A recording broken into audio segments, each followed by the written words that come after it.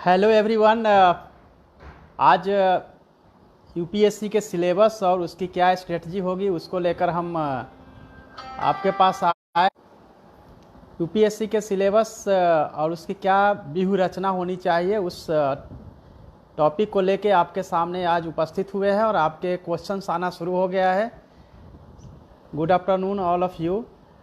पहले हम सिलेबस की चर्चा करेंगे कि यूपीएससी की सिलेबस क्या होती है, क्योंकि जब तक आप सिलेबस नहीं समझेंगे तब तक कोई भी एग्ज़ाम को तैयारी करना आपके लिए मुश्किल होगा और आप तैयारी नहीं कर सकते हैं। तो पहले सिलेबस को समझते हैं। बहुत ही सरल लैंग्वेज में, सरल तरीके से मैं आपको बताऊंगा कि सिलेबस को कितने आसानी से समझना है, क्योंकि सामान्य तौर पे जो आप सिलेबस डाउनलोड करके समझने की कोशिश करते हैं तो आपको दिक्कत होती है। तो हम पूरी सिलेबस को 3 भागों में देखेंगे, क्योंकि परीक्षा जो है वो 3 चरणों में होती है। पहले चरण को प्रारंभिक परीक्षा प्रीलिम्स कहते हैं, दूसरे चरण को मुख्य परीक्षा मेंस कहते हैं और तीसरे चरण को साक्षात्कार यानी कि इंटरव्यू पर्सनालिटी डेवलपमेंट कहते हैं, पर्सनालिटी टेस्ट कहते हैं। पहले हम प्रीलिम्स की चर्चा करेंगे। प्रीलिम्स में 2 पेपर होता है। पहला पेपर होता है जीएस का, दूसरा पेपर होता है सीसेट यानी कि सिविल सर्विसेज एप्टीट्यूड टेस्ट। पहला पेपर जो जीएस का होता है उसमें 200 मार्क्स के क्वेश्चंस होते हैं, यानी 100 क्वेश्चन पूछे जाते हैं। 100 क्वेश्चन 200 मार्क्स, यानी कि एक क्वेश्चन का जो वैल्यू है वो 2 मार्क्स का होता है। सेकेंड पेपर जो सीसेट है उसमें 80 क्वेश्चन पूछा जाता है और यह भी 200 मार्क्स का होता है। लेकिन यहाँ पे एक क्वेश्चन का जो वैल्यू है, मार्क्स है, वो 2.5 है। लेकिन आपको साथ में यही बताना चाहता हूँ कि यह निगेटिव मार्किंग भी यहाँ पे है। 1/3 मार्क्स एक रॉन्ग आंसर करने पे आपके कट कर लिए जाएंगे।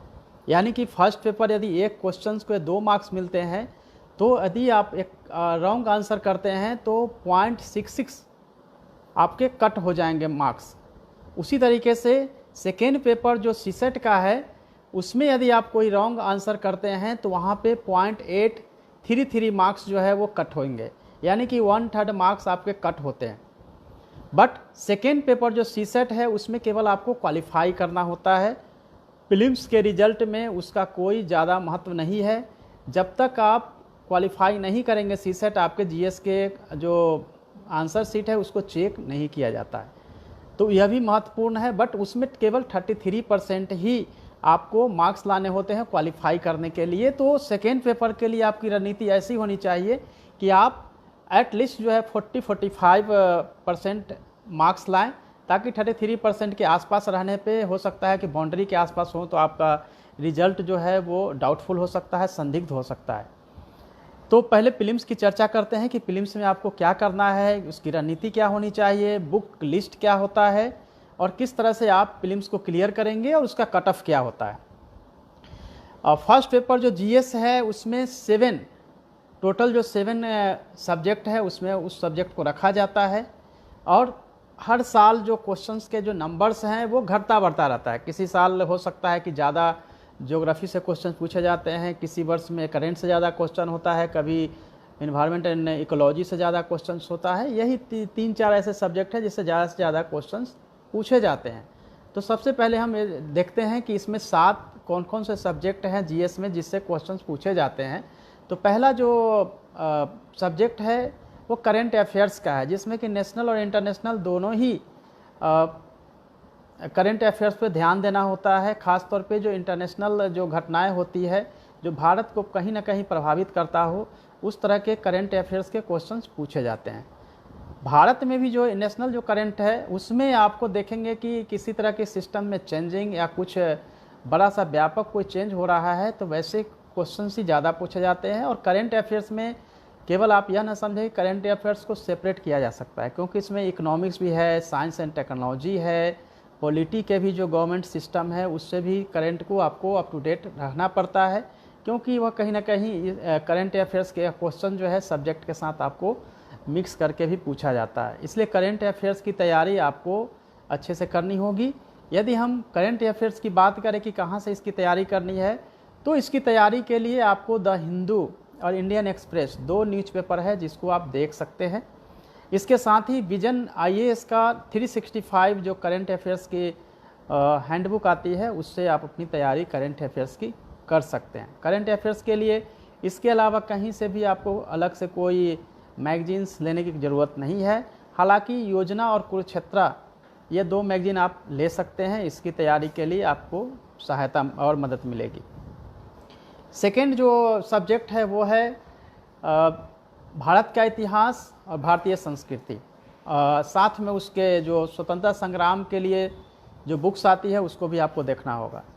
तो हम अगर हिस्ट्री की बात करें तो हिस्ट्री में जैसा मैं पहले भी बताता रहा हूँ कि हिस्ट्री में आपको क्लास 6 से लेकर 12th क्लास तक की एनसीईआरटी की बुक्स आपको 2 से 3 बार रीड करनी होगी, पढ़नी होगी।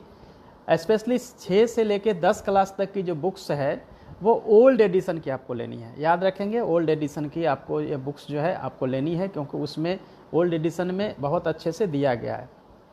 उसी तरीके से आप 11th और 12th क्लास में देखेंगे तो आर एस शर्मा की बुक एंशिएंट हिस्ट्री में 11th क्लास में आती है, सतीश चंद्रा की मेराइवल में आती है, और मॉडर्न इंडियन हिस्ट्री के लिए विपिन चंद्रा की एनसीईआरटी की बुक्स आती है। यानी कि 11th 12th क्लास की जो बुक्स है 11th क्लास में 2 और 12th क्लास में मॉडर्न इंडियन हिस्ट्री, ये बहुत इंपॉर्टेंट बुक है, क्योंकि 6 से लेकर 10 क्लास तक जो पढ़ेंगे उसी का रिपीटेशन आपको मिलेगा 11 और 12 क्लास की हिस्ट्री की बुक में। इसके अलावा आपको नितिन सिंघानिया की जो आर्ट एंड कल्चर है इंडियन हिस्ट्री की, वो बुक्स आपको बहुत मदद करेगी, क्योंकि यह बहुत ही सरल है, इसको मैंने पढ़ा भी है, तो आप इसको ज़रूर लेंगे। तो हिस्ट्री के लिए एनसीईआरटी की बुक्स, नितिन सिंघानिया की आर्ट एंड कल्चर, और फ्रीडम मूवमेंट के लिए विपिन चंद्रा की बुक, बस इतनी सी बुक से आपकी फिल्म्स की पूरी तैयारी जो है वो हिस्ट्री में हो जाती है। इसके लिए अलग से आपको दूसरे बुक्स लेने की कोई ज़रूरत नहीं है।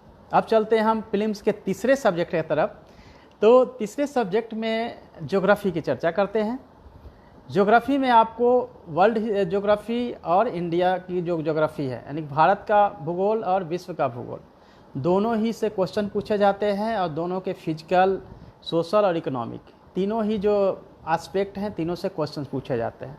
किंतु जो फिजिकल ज्योग्राफी है उससे ज़्यादा क्वेश्चन पूछा जाता है, इसीलिए आपको फिजिकल ज्योग्राफी पे ज़्यादा फोकस करने की ज़रूरत है। अब हम देखेंगे कि इसके लिए कौन कौन सी बुक लिस्ट होनी चाहिए। तो क्लास 6 से लेकर 12th क्लास तक की जो एनसीईआरटी की बुक्स है उसको आपको पढ़ने की ज़रूरत है, और उसके साथ ही आप ऑक्सफोर्ड स्टूडेंट एटलस को आप पढ़ेंगे। वैसे माजिद हुसैन की फिजिकल ज्योग्राफी भी है, अगर आपके पास समय हो तो आप उसको पढ़ सकते हैं। एक बुक मैं अलग से रिकमेंड कर सकता हूं, और रिचर्ड की, इंग्लिश में जो रिचर्ड की फिजिकल ज्योग्राफी आती है उसको आप इंग्लिश मीडियम के जो स्टूडेंट हैं उसको पढ़ेंगे तो ज्योग्राफी की तैयारी उनकी हो जाएगी। सो फ्रेंड्स, ज्योग्राफी के लिए आपकी पूरी यह व्यूह रचना होगी, आपकी स्ट्रेटजी यह होगी कि आप इतनी ही बुक्स पढ़ेंगे। और ज्योग्राफी के लिए अलग से कैसे पढ़ना है, इसके लिए मेरी जो यूट्यूब चैनल पे अपलोड की गई वीडियो है उसको देखिए। हिस्ट्री के लिए अपलोड की गई है वीडियो, जीएस के लिए कौन सी बुक्स और किस तरह से पढ़नी है, पूरे बुक्स के साथ मैंने डिटेल्स में बताए थे। तो आप मेरे यूट्यूब चैनल पे जाकर अब उसको देख सकते हैं, तो वहाँ से भी आपको मदद मिलेगी। अब हम चलते हैं पॉलिटी की तरफ। पॉलिटी में आप देखेंगे कि लक्ष्मीकांत की जो पॉलिटी है सब लोग पढ़ते हैं, वो बुक्स बहुत महत्वपूर्ण है। पीएम बख्शी की बुक है वो भी आपको पढ़ने की ज़रूरत है। पीएम बख्शी की जो बुक्स है वो इंग्लिश मीडियम की बुक्स है, वो आप इंग्लिश मीडियम के स्टूडेंट पढ़ेंगे, बट उसके जगह कॉन्स्टिट्यूशन ऑफ इंडिया अगर पढ़ना हो तो सुभाष कश्यप की बुक हिंदी मीडियम के स्टूडेंट उसको पढ़ सकते हैं। तो ये रही आपकी पॉलिटी के लिए। पॉलिटी में आपको देखना है कि गवर्नमेंट सिस्टम, गवर्नेंस सहित कॉन्स्टिट्यूशन ऑफ इंडिया, इन सबको आपको पढ़ना होता है। अब रही बात की पॉलिटी में कौन कौन से चैप्टर पढ़ने हैं, तो मैंने पिछले भी वीडियो में बताया थे कि पॉलिटी के लिए आप सबसे पहले आप देखेंगे fundamental rights, fundamental duty, directive principle of state, president, vice president, parliament, supreme court, amendment, Panchayati Raj, CAG और शेड्यूल यानी अनुसूचियाँ। ये पूरे के पूरे 12 चैप्टर है जहाँ से क्वेश्चन पूछे जाते हैं। वैसे अगर उसमें देखेंगे तो आपके पास टोटल जो है 60 से ज़्यादा चैप्टर है, बट पढ़ना आपको यही 12 चैप्टर है जहाँ से क्वेश्चंस आते हैं, और वहीं से आप रिजल्ट जो है क्लियर कर सकते हैं। अब चलते हैं साइंस की तरफ। साइंस के लिए 9th 10th क्लास की एनसीईआरटी की बुक्स एनफ है, उसी से आपके क्वेश्चन जितने मिलने हैं मिल जाएंगे। साइंस में करंट से भी साइंस एंड टेक्नोलॉजी से क्वेश्चंस जो है वो प्रीलिम्स में पूछे जाते हैं, साइंस के बारे में आप निश्चित नहीं हो सकते हैं कि कहाँ से क्वेश्चन पूछा जाता है, लेकिन मैं केवल आपको हिंट्स करूँगा कि जो ह्यूमन बॉडी से संबंधित जितनी भी चीज़ें होती है, चाहे वो विटामिन मिनरल्स हो या फिर ह्यूमन बॉडी किस तरह से काम करती है, blood groups and blood circulation सहित लिम्फ जितने भी है, उसके बारे में आप डिटेल्स पढ़ेंगे तो आपको वहाँ से हेल्प मिलेगा। और जो भी अभी जेनेटिक इंजीनियरिंग और तमाम तरह के जो नए शोध हुए हैं उस पर आप फोकस करेंगे, वहाँ से क्वेश्चन आपको साइंस में मिलेंगे।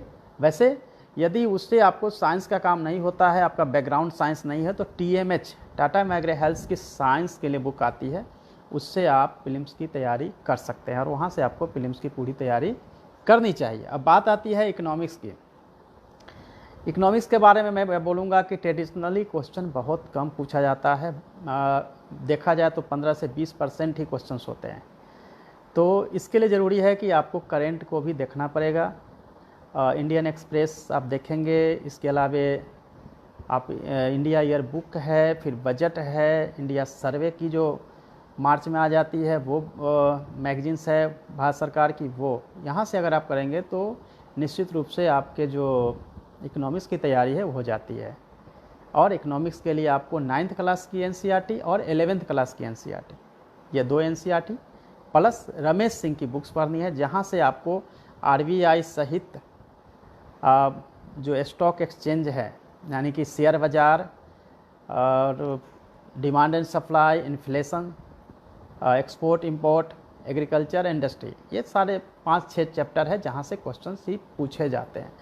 तो आप फोकस करिए केवल इसी चैप्टर पे, तो आपको मदद मिलेगी और यहाँ से आप अपनी तैयारी को पूरा कर सकते हैं इकोनॉमिक्स में। और इकोनॉमिक्स में जो मैंने बताया है, इस बुक्स के अलावा आपको कोई भी बुक्स नहीं लेनी है। लेकिन जो लोग हिंदी मीडियम के हैं तो हिंदी मीडियम के लिए लाल एंड लाल की बुक्स आती है रमेश सिंह की जगह, आप उससे भी अपनी तैयारी जो है कर सकते हैं। इन्वायरमेंट इकोलॉजी की बात करें तो इन्वायरमेंट इकोलॉजी के लिए मैं हमेशा बोलता रहा हूँ कि शंकर IAS की जो बुक है वो सफिशियंट है। इन्वायरमेंट इकोलॉजी से ज़्यादा क्वेश्चन पूछे जाते हैं, इसीलिए फ्रेंड्स आपको 3, 4, 5 बार तक उसको अधिक से अधिक रीडिंग करनी होगी, ताकि आपको उसका कॉन्सेप्ट भी मिले। और करेंट से जुड़े हुए जितने भी चैप्टर है उसको ज़्यादा फोकस करेंगे तो ज़्यादा से ज़्यादा आपको वहाँ से क्वेश्चंस बनेंगे और आप उसको बना पाएंगे। आपके क्वेश्चन जो है बहुत तेज़ी के साथ आ रहे हैं। इसके अलावा जो भी आपके क्वेश्चंस वगैरह हैं आप मुझे बता सकते हैं। ये पूरा का पूरा जो है 7 सब्जेक्ट हैं। ये 7 सब्जेक्ट से आपके GS के फर्स्ट पेपर यानी कि प्रीलिम्स की पूरी तैयारी हो जाती है। और प्रीलिम्स को क्लियर करने का जो तरीका हो सकता है वो हम आपको बताएंगे। जैसे अगर आपका साइंस बैकग्राउंड नहीं है तो आप साइंस को पूरी तरह इग्नोर करके चल सकते हैं। आप history, geography, environmental ecology, polity and economics, अगर ये 5 करते हैं तो आपको 100 क्वेश्चंस में से एटलीस्ट 80-85 क्वेश्चंस मिल जाएंगे। 80 क्वेश्चंस मिलता है तो कट ऑफ जो है वो 120 के आसपास होता है जनरल कैटेगरी का। बाकी जो कैटेगरी में है उनका और भी कम होता है।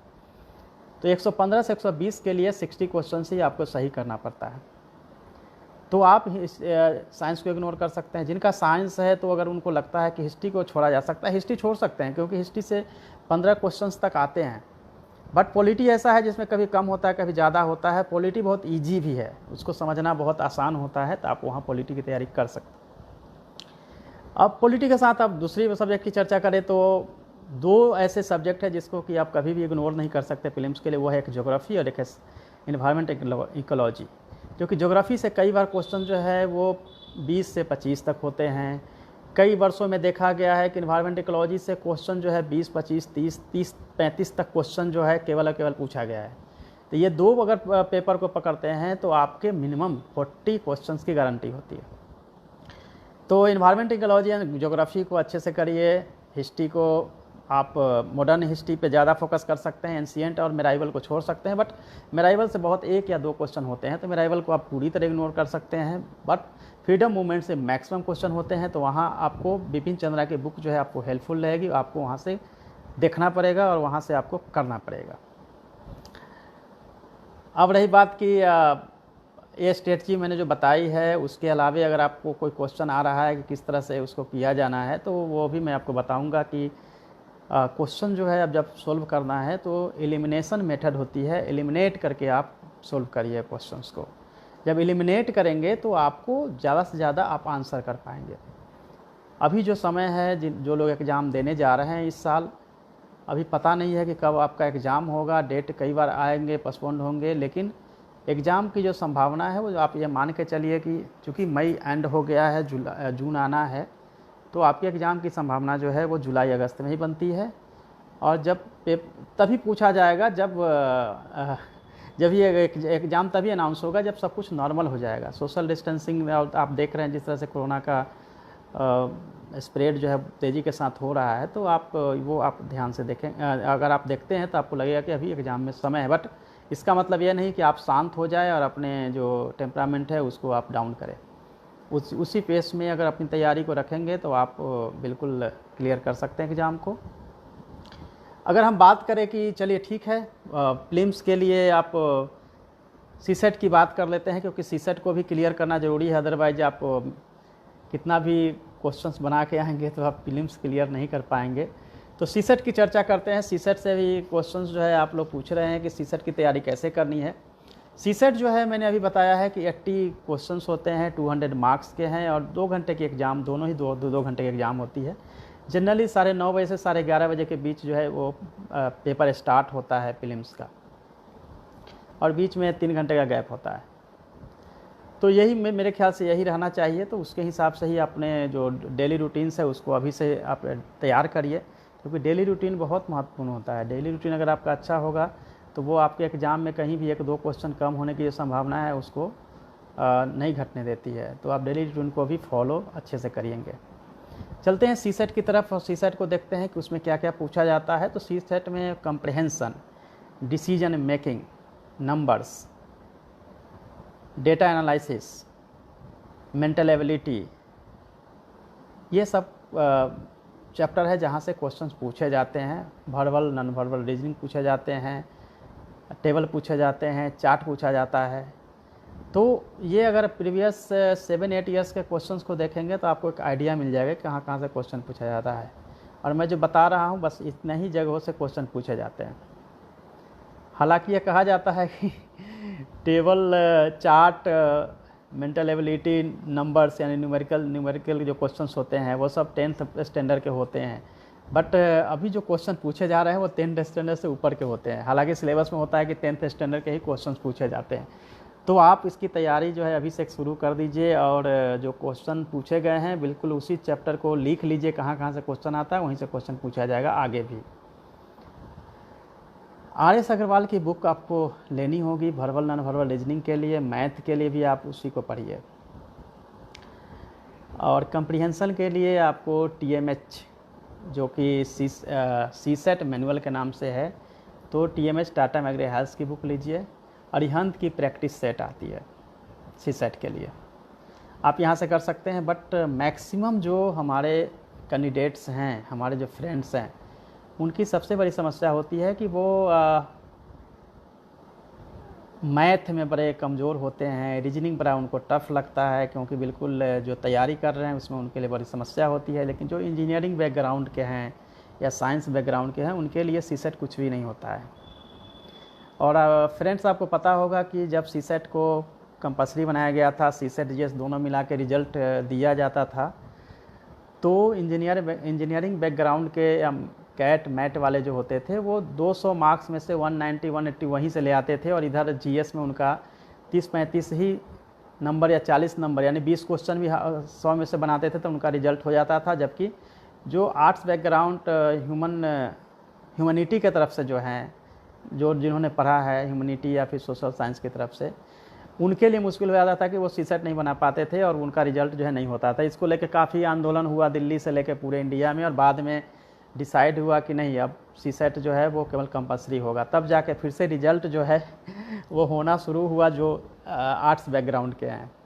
तो फिर भी अभी सीसेट को इतना टफ किया गया है, तो आपको बड़ा केयरफुल रहना पड़ेगा, बहुत केयरफुली आपको तैयारी करनी होगी। अदरवाइज बहुत सारे मेरे फ्रेंड्स हैं जो कि सीसेट में ही हमेशा नहीं क्लियर कर पाते हैं और फिर उनका पीटी नहीं आता है। फिर मैं बात करूंगा मेंस का, तो बताऊंगा कि मेंस में भी किस तरह से इंग्लिश इस तरह से टफ हो गए हैं कि इंग्लिश के चलते भी इंग्लिश डिस्क्वालीफाई होते हैं और फिर उनका मेंस नहीं होता है। तो आपको सीसेट की प्रैक्टिस कंटिन्यू करनी होगी। आप एक सर्कल बना के भी प्रैक्टिस करेंगे तो उससे भी आपके सीसेट की जो समस्या है उसका आपका निदान हो जाएगा।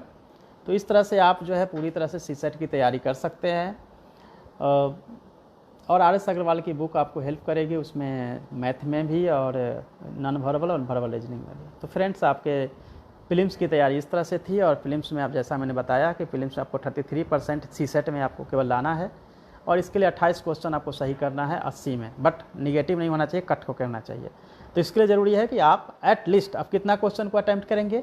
तो GS के लिए कम से कम 100 में से 90 क्वेश्चन आप अटैम्प्ट करिए, 85 मिनिमम होना चाहिए, तब जाके आपके जो है निगेटिव जब घटाएंगे तो 60 के आसपास रुकेगा। सीसेट में भी वही है कि कम से कम 50 क्वेश्चंस अटैम्प्ट लीजिए आउट ऑफ 80, तो आप सीसेट क्वालिफाई करेंगे। तो आप इस हिसाब से अपनी तैयारी को कंटिन्यू रखिए और यहाँ से आप जो है इजीली अपनी तैयारी को गति दे सकते हैं। तो दोस्तों, अब ये रही पीटी की बात और ये रही पीटी की आपकी स्ट्रेटजी क्या होगी। अब चलते हैं मुख्य परीक्षा की तरफ, यानी मेंस की तरफ। मेंस परीक्षा के लिए सिलेबस आपको मैं बताता हूं कि सबसे पहले 2 लैंग्वेज के पेपर्स होते हैं जो 300 मार्क्स के होते हैं ईच पेपर। पहला पेपर होता है कि कोई भी इंडियन लैंग्वेज, जो हिंदी मीडियम के हैं, हिंदी रखते हैं, या फिर जो जिन्होंने मैथिली रखा है, जिन्होंने कन्नड़ रखा है, तेलुगु रखा है, तो जितने भी 8वीं अनुसूची में जितनी भी दी गई है लैंग्वेज, कोई भी एक लैंग्वेज रख सकते हैं। सेकेंड पेपर होता है वो होता है इंग्लिश का, जिसको भी आपको क्लियर करना होता है। तो 300 + 300 2 लैंग्वेज के पेपर, जिसमें 25% मार्क्स आपको लाने होंगे, तब आप आपके जो मेंस के बाकी जो पेपर्स हैं वो चेक किया जाएगा।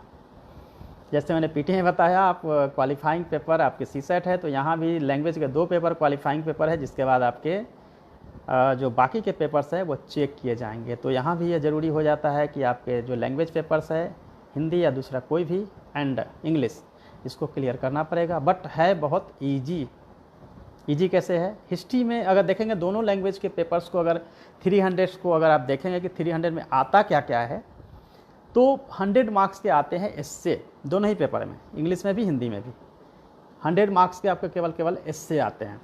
उसी तरीके से कंप्रेहेंशन 60 मार्क्स के आते हैं, प्रेसिज राइटिंग 60 मार्क्स के आते हैं।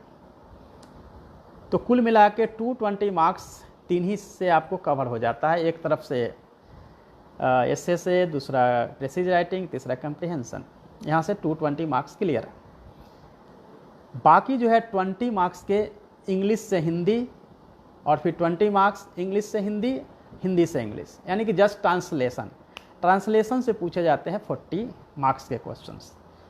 और बाकी जो बचे 40 उसमें पूछे जाते हैं केवल और केवल ग्रामर, यानी कि व्याकरण पूछा जाता है। तो व्याकरण के क्वेश्चंस जो है आप वहाँ से क्लियर करते हैं।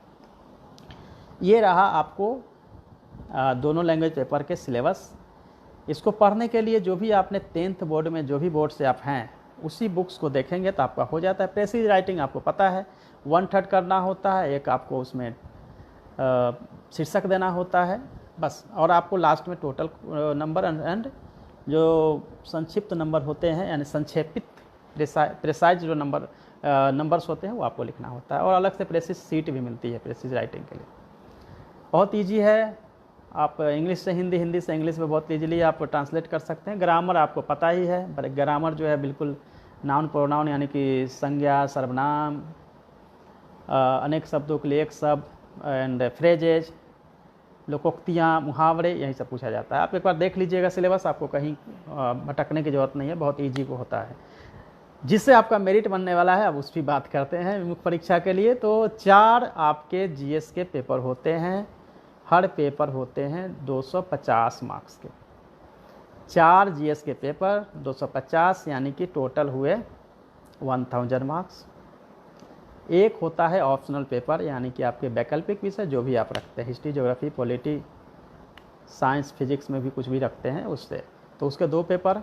एक पेपर 250 मार्क्स के यानी कि 500 मार्क्स के, ऑप्शनल पेपर 1000 मार्क्स के जीएस पेपर यानी कि 1500, और एसए के पेपर होते हैं 250 मार्क्स के अलग से, यानी कि 1750 पे आपका रिजल्ट होता है। सिलेबस के हिसाब से अब आगे बढ़ते हैं कि आपको जीएस में कहाँ से क्या क्या पूछा जाता है। उसके हिसाब से हम अगर बढ़ते हैं तो फर्स्ट पेपर जो है जिसमें कि आपको हिस्ट्री पूछा जाता है, ज्योग्राफी पूछा जाता है एंड सोसाइटी से संबंधित क्वेश्चन पूछे जाते हैं। हिस्ट्री में भी आप देखें फ्रीडम मूवमेंट एंड कल्चर से क्वेश्चन पूछा जाता है। तो जैसा कि सिलेबस मैंने आपको ये बुक लिस्ट बताया था आपको पीटी में, बस वही आपका बुक यहाँ भी आपको हेल्प करेगा। अगर आपको अलग से कोई बुक चाहिए तो इसके लिए टीएमएच या फिर स्पेक्ट्रम की गाइड आप ले सकते हैं फर्स्ट पेपर के लिए। तो ये आपका पूरा का पूरा जो है यहाँ से आपका क्लियर होता है। सेकेंड पेपर की अगर हम बात करते हैं जिसमें कि पॉलिटी पूछा जाता है, गवर्नेंस पूछा जाता है,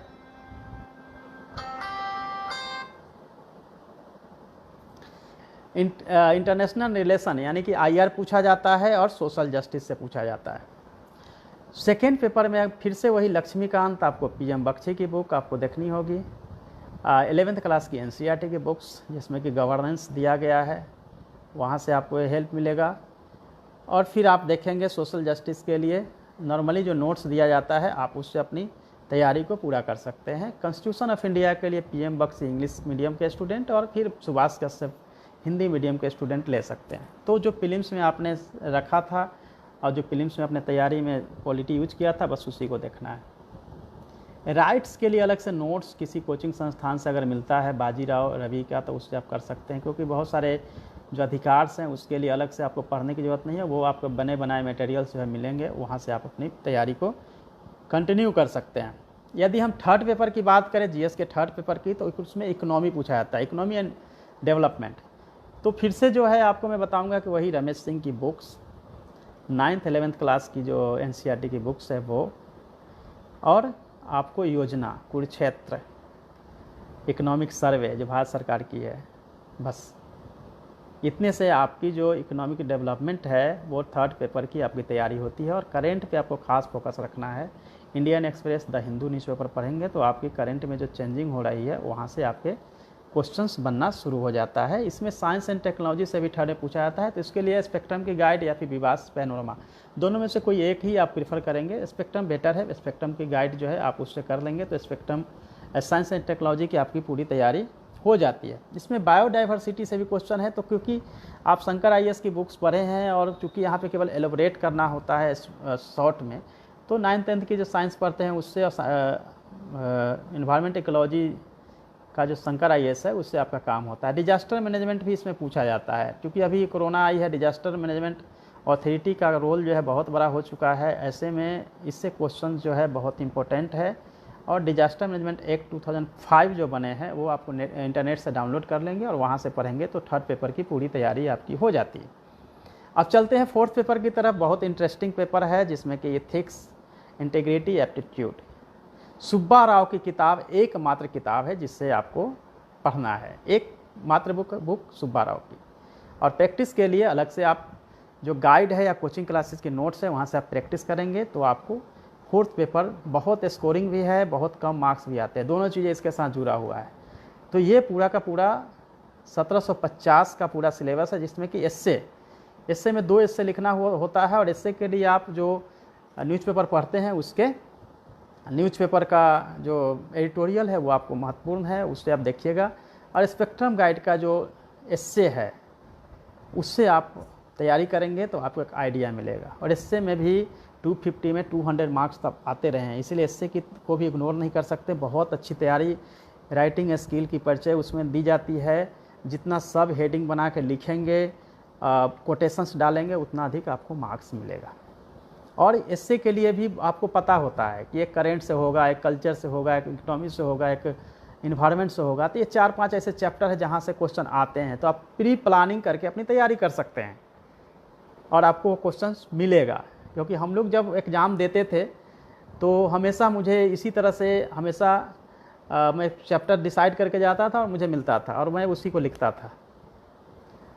तो आप एसए की तैयारी भी इजीली कर सकते हैं। ये सारे 1700 का टोटल सिलेबस है और ये पूरी रणनीति आपको जो मैंने बताया है उसके हिसाब से करनी है। मेंस को क्लियर करने के लिए आपको मेंस में डायग्राम मैप का प्रयोग करना पड़ेगा, टू द पॉइंट लिखना पड़ेगा, प्रिसाइज करके लिखना पड़ेगा, संक्षिप्त रूप में लिखना पड़ेगा, पॉइंट टू पॉइंट लिखना पड़ेगा। कहीं से भी आप इंट्रोडक्शन देके बड़ा बड़ा नहीं कर सकते हैं क्योंकि बहुत ही समय कम होता है। इसकी प्रैक्टिस बहुत ज़रूरी होती है, चाहे ऑप्शनल हो या फिर आपका जीएस हो। अगर आपका मेंस की तैयारी चल रही है तो per day at least 3 hours 3 घंटे आपको राइटिंग प्रैक्टिस करनी होगी, तब जाके आपकी मुख्य परीक्षा की तैयारी अच्छे से हो पाएगी। तो फ्रेंड्स, आप इसकी तैयारी इस तरह से करेंगे तब जाके आप सफल होंगे। और जब मुख्य परीक्षा आप सफल होते हैं, मेंस सब क्लियर करते हैं, तब आप बारी आती है इंटरव्यू की, और यह होता है 275 मार्क्स की। और मेंस का मार्क्स और 275 इंटरव्यू के मार्क्स को मिलाकर फाइनल मेरिट बनता है। तो कहीं ना कहीं इंटरव्यू से भी ज़्यादा जो मार्क्स दे सकता है वो है मेंस का, जो 1750 का है। हालांकि जो लोग एक बार मेंस क्लियर करते हैं और इंटरव्यू में यदि वह 200 प्लस लाते हैं तो वह नीचे से हो या कहीं भी वो सक्सेस 100% होते हैं। तो इंटरव्यू को भी आप देखेंगे तो इंटरव्यू लास्ट आपका दरवाज़ा है जिसको तोड़ना होता है, क्लियर करना होता है। तो इंटरव्यू के लिए भी कुछ चीज़ों को ध्यान देने की ज़रूरत है। 275 मार्क्स में से 230 तक 250 तक नंबर आप ला सकते हैं। 230 235 तक तो आते रहे हैं। इसको लाने का आप टारगेट रखिए 200 आपको आए इंटरव्यू में। इसके लिए कई चीज़ों का आपको ध्यान रखना होगा। पहला तो आपके जो ग्रेजुएशन में सब्जेक्ट रहे उसकी पकड़, ऑप्शनल पेपर रखा है उसकी जानकारी, हॉबीज है उसकी जानकारी, आपके बायोडाटा की जानकारी, आपके नाम का मीनिंग क्या है, फादर्स के जो जॉब है या फिर कोई प्रोफेशन है उसके डिटेल्स, आपके होम डिस्ट्रिक्ट, आपके होम स्टेट, करेंट अफेयर्स से क्वेश्चन पूछे जाएंगे, और आपका एक्सप्रेशंस कितना ईजिली है और कितना आप अच्छे से प्रेजेंट करते हैं, क्योंकि प्रेजेंट करने पे ही मार्क्स मिलते हैं। ऑब्जेक्टिव क्वेश्चन का आंसर ना दे तो उससे कोई भी कुछ दिक्कत नहीं होती है, नंबर नहीं कटता है।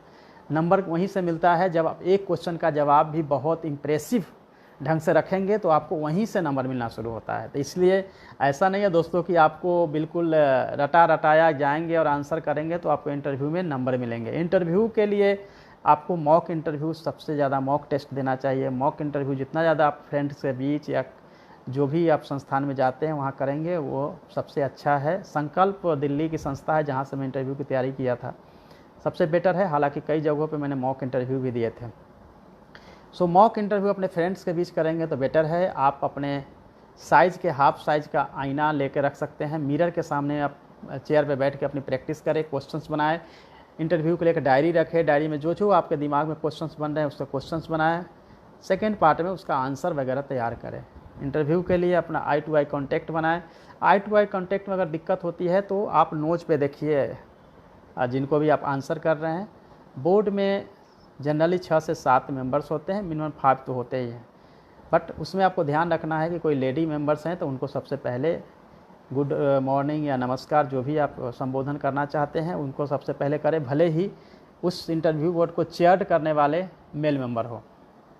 अदरवाइज अगर मेल सभी हैं तो जो बीच में बैठे सेंटर में होते हैं वो यूपीएससी के मेंबर्स होते हैं, वो चेयर करते हैं इंटरव्यू को, उनको सबसे पहले आपको नमस्कार करना है, बाकी को एक साथ आप कर सकते हैं। इंटरव्यू के लिए अलग से हम आपको वीडियो अपलोड करेंगे या फिर लाइव होकर आपको इंटरव्यू का डिटेल्स में आपको तैयारी के लिए बताएंगे। आज का मुख्य विषय ही यह था कि यूपीएससी का सिलेबस क्या है, उसकी स्ट्रेटजी क्या रखनी चाहिए जिससे कि आप एग्ज़ाम को क्लियर कर सकते हैं। मुझे लगता है दोस्तों कि आप बिल्कुल समझ गए होंगे कि यूपीएससी का सिलेबस क्या है, और उसी के हिसाब से हमने यूपीएससी की पूरी सिलेबस आपको बताई है और बुक लिस्ट बताई है कि कौन कौन सी बुक्स पढ़नी है। इसके अलावा भी अगर आपको लगता है तो आप क्वेश्चन पूछ सकते हैं। क्वेश्चंस आपके बहुत तेज़ी के साथ आ रहे हैं, सभी क्वेश्चंस जो भी हैं वो सभी क्वेश्चंस को हमने देख लिया है और